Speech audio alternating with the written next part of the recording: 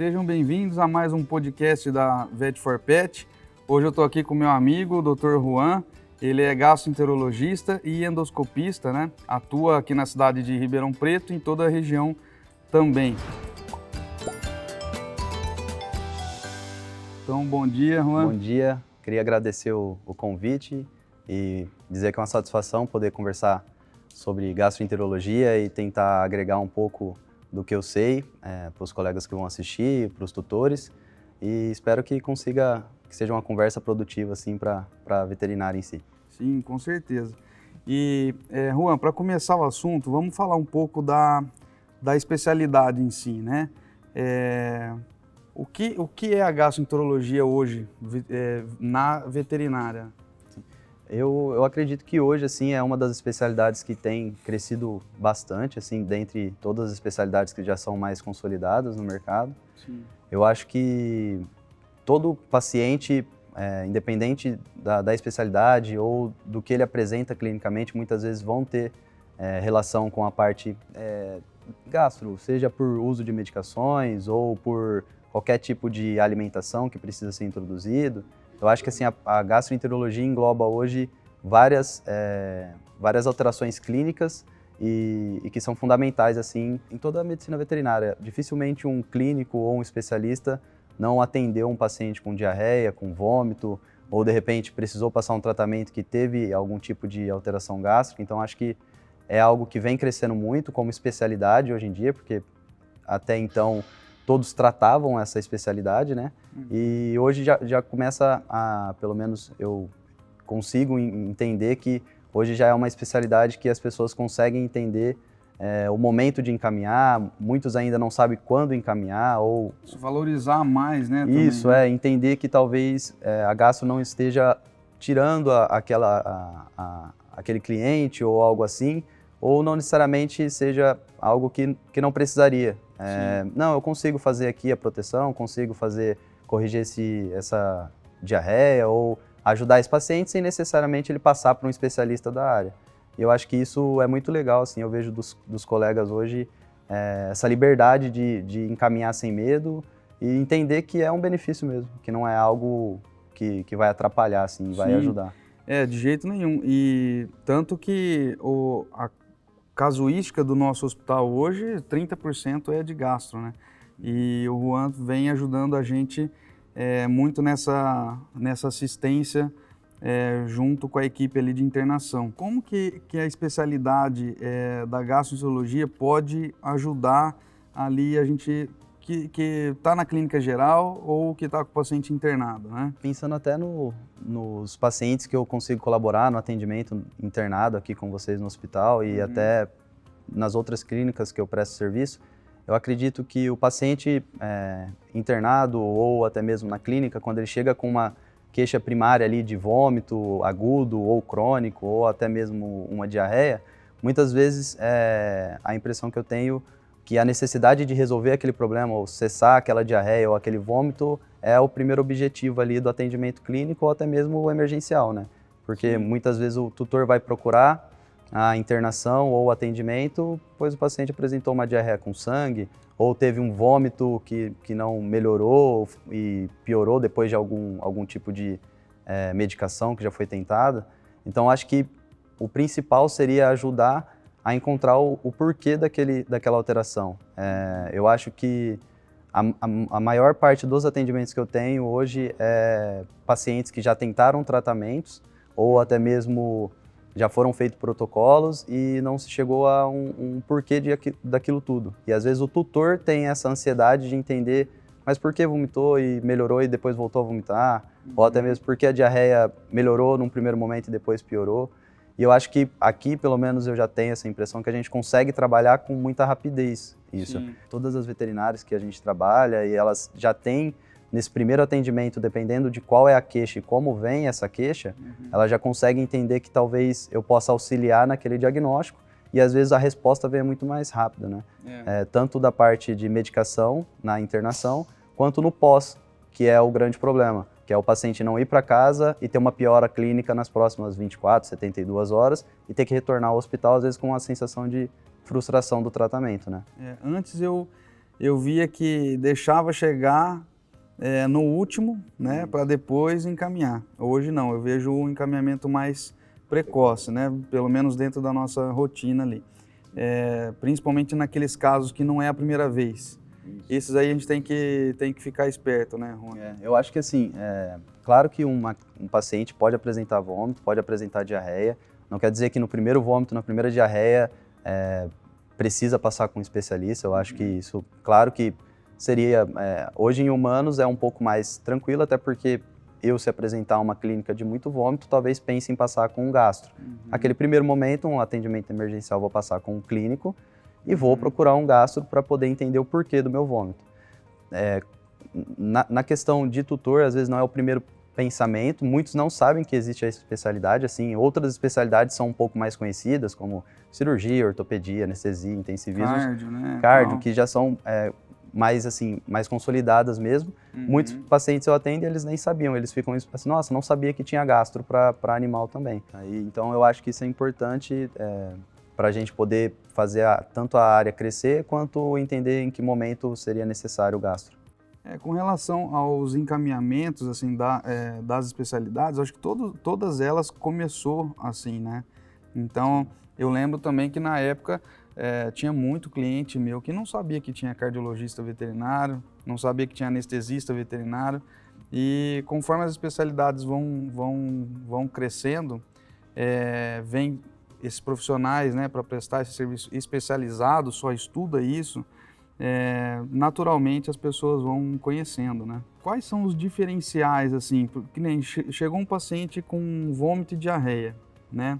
Como é que você começa o seu atendimento ali, vendo a perspectiva, né, a visão do tutor e a visão do veterinário também que está te encaminhando? Sim, eu acho que, a princípio, o atendimento em si é um atendimento clínico, né? Uma boa anamnese no sentido de entender se aquele vômito é um vômito agudo, que pode ter causa de alguma intoxicação por ingestão de algum tipo de produto ou alimento.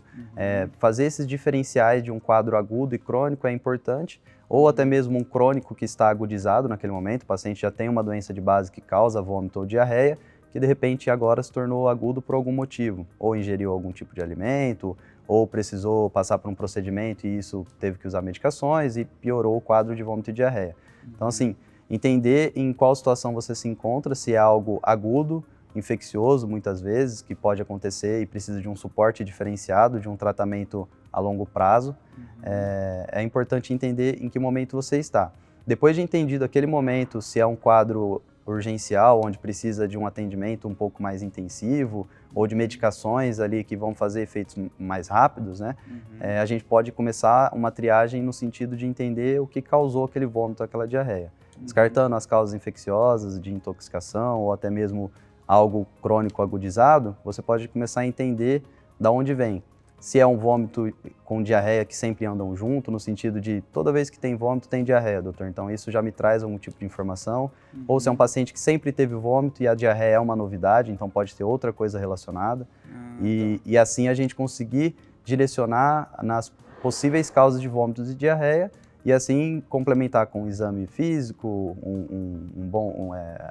palpação abdominal, ausculta abdominal, toque retal em alguns casos, que são exames que hoje em dia eu vejo que os clínicos acabam não praticando muito, porque teoricamente às vezes não condiz ali com o momento, algum tutor fica desconfortável para você fazer esse tipo de exame no paciente. Dá importância a outras coisas. Sim, também, né? Se ele for avaliar também tudo ali, fica né?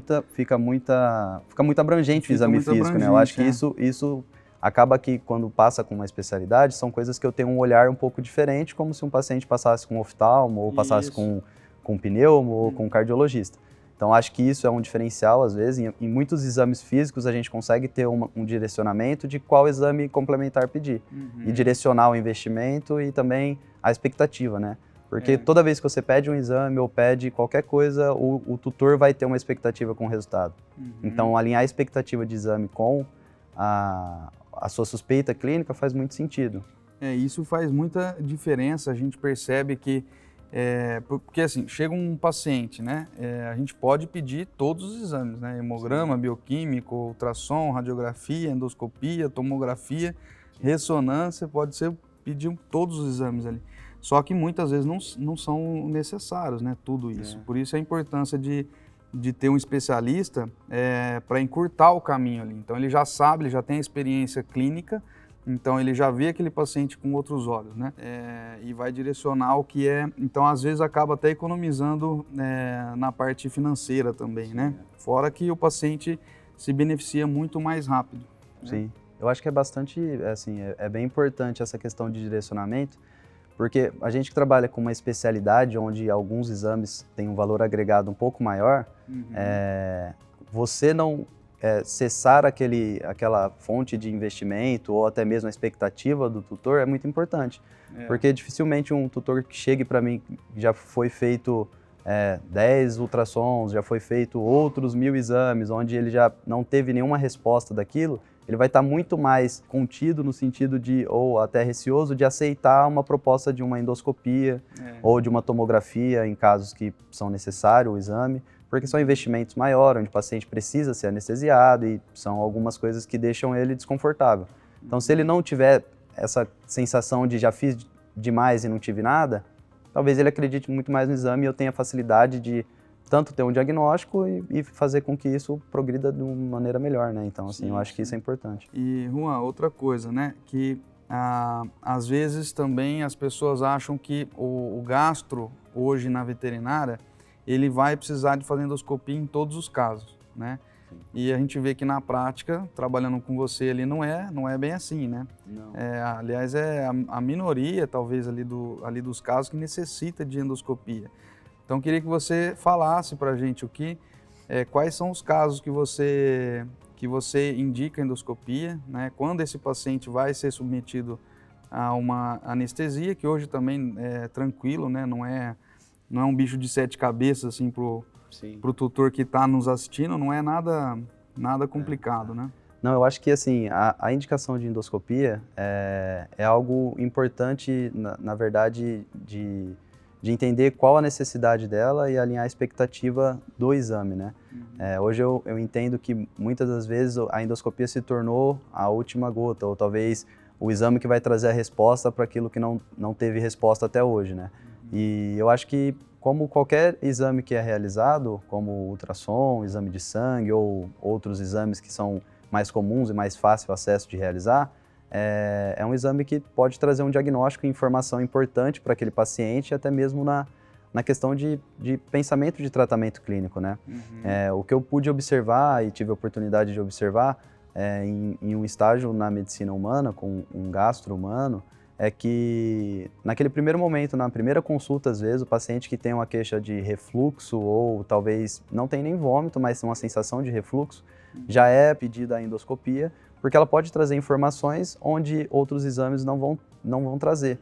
E não tem essa barreira, até mesmo por facilidade de entendimento da medicina humana, para poder realizar aquele exame. A questão da veterinária talvez seja a expectativa e o momento de pedir essa endoscopia.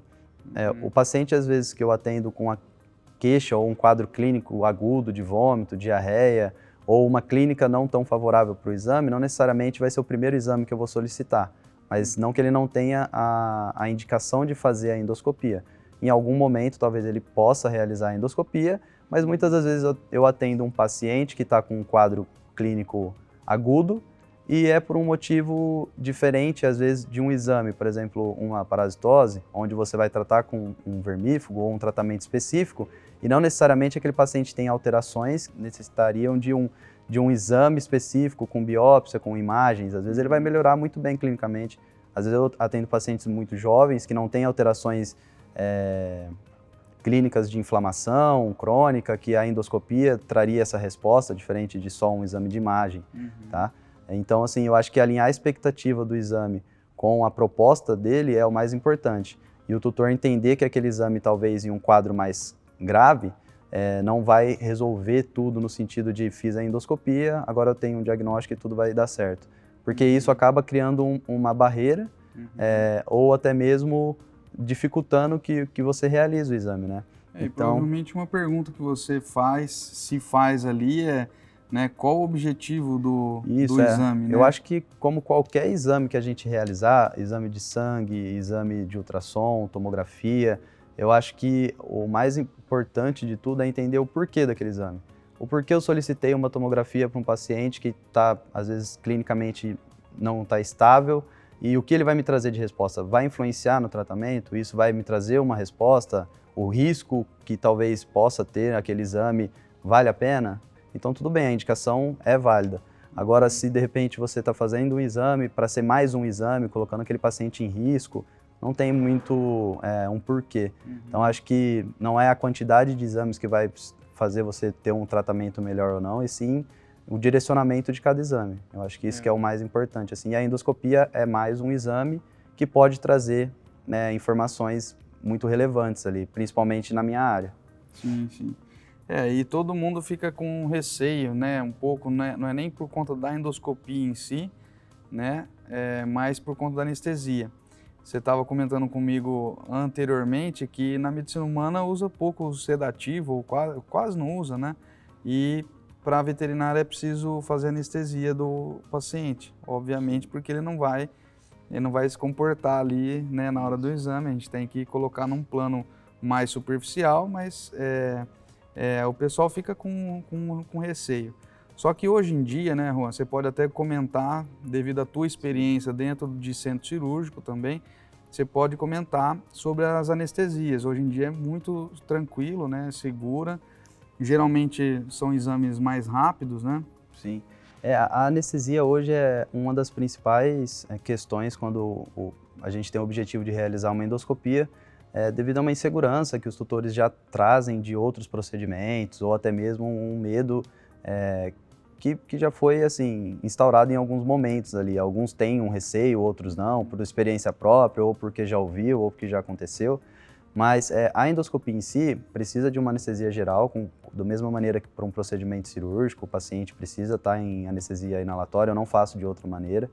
É um procedimento que costuma ser um pouco mais rápido no sentido de procedimentos mais complexos, né? Então, mesmo o paciente que tem algum tipo de comorbidade, a gente consegue tentar deixar o menor tempo possível o paciente ali anestesiado. E hoje eu tenho muita segurança, eu nunca tive problema nenhum com endoscopia, eu trabalho com profissionais que me dão muita segurança, a gente trabalha junto, todo o preparo para aquela endoscopia é muito importante, então acho que não existe um paciente que não possa realizar um procedimento cirúrgico, anestésico. Eu acho que existe a preparação para aquele procedimento, né? Então, exames pré-anestésicos, avaliação, a conversa com o anestesista, tudo isso engloba um processo, não é só vamos fazer uma endoscopia. Então, isso traz segurança tanto para o tutor, quanto para eu poder fazer o meu procedimento sem ter um medo de acontecer alguma intercorrência ali, em um paciente, às vezes, que é jovem, que eu preciso de um diagnóstico, ou até mesmo um paciente que, num caso emergencial, precisou fazer a remoção de um corpo estranho. Então, tudo isso eu acho que são coisas que você tem que passar de segurança para o tutor, porque a gente tem essa responsabilidade técnica, para ele tentar entender que está tudo bem, a gente vai fazer, que podem acontecer intercorrências, mas a gente minimiza ao máximo isso com exames, com profissionalismo, né? Uma equipe ali bem estruturada, né, por trás do especialista sempre é importante, né? Juan, então, não é só nos casos de vômito, de diarreia que você consegue ajudar ali os clínicos e o pessoal que tem hospital, que tem clínica e tal, né? Aqueles casos também de hepatopatias, problemas em vesícula biliar, né? Aquelas colicistite e tal, você consegue também intervir ali junto com a equipe médica, né? Sim, sim. Eu acho que uma das coisas importantes, assim, é que muitos clínicos, ou até mesmo a veterinária em si, ou especialidades, tratam a gastro com vômito e diarreia e às vezes não sabem que também fazem parte da gastro a questão de hepatopatias, de alterações de vesícula biliar, de alterações relacionadas ao pâncreas, no caso das insuficiências, né? E a gente trabalha muito junto, às vezes, com a endócrino nesse sentido de tratamento. Então, hoje, esse seria um dos tratamentos que eu acho que chega de maneira mais tardia para um gastro atender. Dificilmente eu atendo um paciente com alteração hepática no início das alterações, né? Muitas vezes eu atendo o paciente já com alterações irreversíveis ou alterações de hepáticas que não vão ter uma resposta tão boa ao tratamento que poderiam ter a princípio se tivesse um tratamento diferenciado no início. Não que são tratamentos diferentes ou que são tratamentos errados aplicados, mas da mesma maneira que o vômito e a diarreia é tratada como um tratamento urgencial ou que precisa de uma atenção diferente, as alterações hepáticas também. Então, assim, não é de tanto conhecimento, mas é algo que eu atendo muito hoje e que muitas vezes eu atendo em fases um pouco mais Tardias, né? de processos mais difícil o tratamento, né? Uhum. Então, hepatopatias em geral, hoje eu consigo atender, e principalmente eu tenho atendido em internação pacientes jovens com alterações relacionadas a shunts portosistêmicos, seja intrahepático ou extrahepático, com alterações que muitas vezes a gente consegue trazer um tratamento para aquele paciente de uma maneira precoce e ele ter a vida dele de uma maneira normal, assim. Então, eu acho que a gastro não só vômito, diarreia, endoscopia, mas a parte hepática é muito importante, alterações de vesícula. Eu atendo bastante paciente com alterações relacionadas a achados em ultrassom. O paciente hoje vai fazer um exame de ultrassom para poder realizar um procedimento de castração e ali vê uma alteração hepática, uma alteração em parede de vesícula ou um conteúdo mais espesso de lama biliar. E aí, naquele momento, hoje eu já entendo que as pessoas, tanto o clínico ou até mesmo o tutor, tem o conhecimento de quero tratar isso e quem trata isso. Então, assim, hoje é algo que eu tenho recebido de uma maneira muito mais feliz, assim.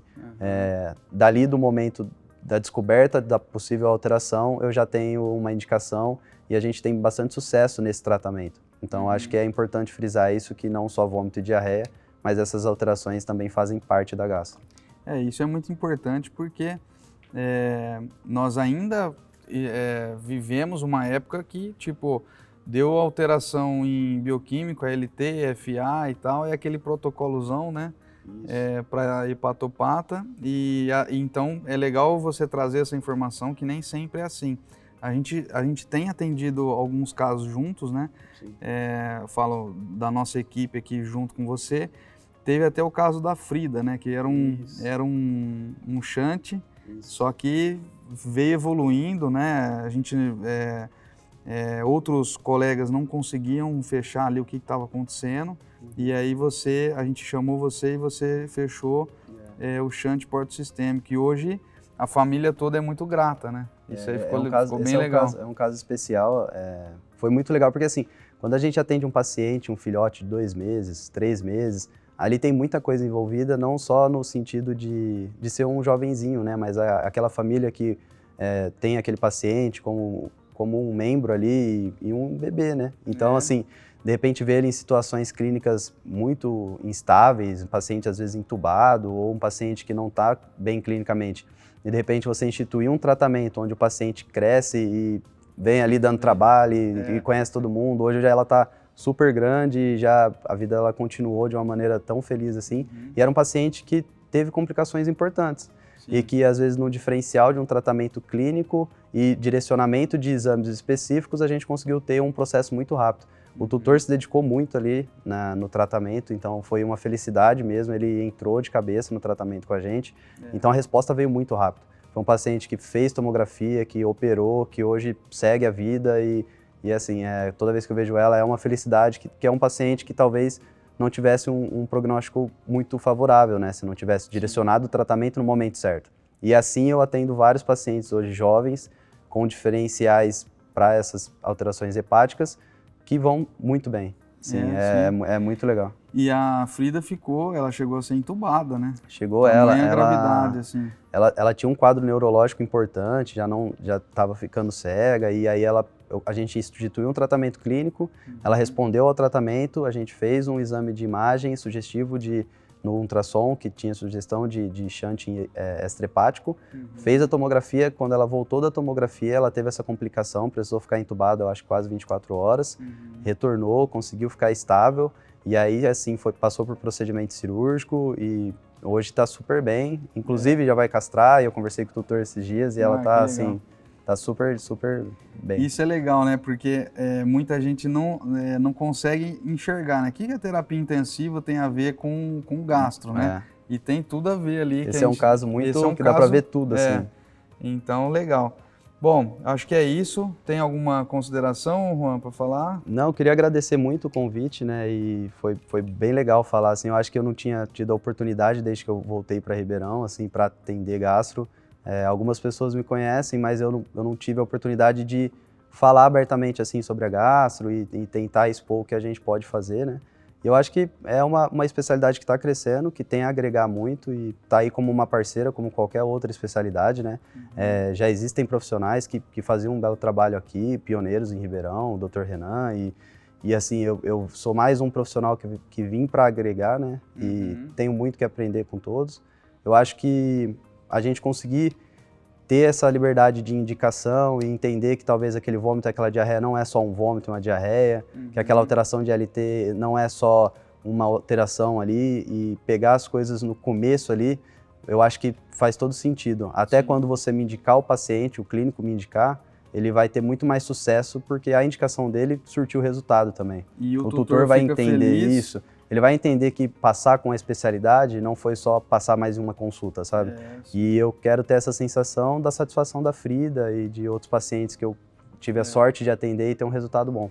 E a Frida é um caso, né, que o tutor ficou feliz, a família feliz, voltou com o clínico, e a gente fez o nosso trabalho ali também. Isso, foi uma equipe desde a parte de imagem, de intensivismo, e foi tudo, se encaixou assim de uma maneira muito legal e quem se beneficiou de tudo isso foi a paciente. Foi a paciente, Então a importância, né, da gente ter um encaminhamento precoce, tá? E eu gostei muito do assunto das hepatopatias. Eu acho que se você topar, a gente pode até fazer uma aula, não sei se você... Não, acho que sim, eu gosto bastante dessa área, eu acho que é uma área a ser explorada assim, junto com a endócrino. Eu tenho muito paciente que endócrino hoje me encaminha. Eu acho que é algo que dá pra gente aproveitar muito. O fígado é um órgão maravilhoso, assim, tem muita coisa que dá para falar sobre ele. Legal. Eu atendi casos até raros, assim, de alterações hepáticas precoces, né? E eu acho que é importante isso. Eu acho que é importante. Vamos fazer a gente firma aqui com o pessoal que tá nos assistindo que em breve uma aula de hepatopatias ali, talvez não tão aprofundada, mas para a gente conhecer mais sobre o fígado e como que você pode nos auxiliar. Sim, eu acho que vai ser muito válido, assim. Eu acho que qualquer conhecimento que a gente conseguir trocar vai ser importante e é um assunto que eu acho que muita gente vai se interessar. Sim, com certeza. Então é isso, pessoal. Obrigado, até a próxima.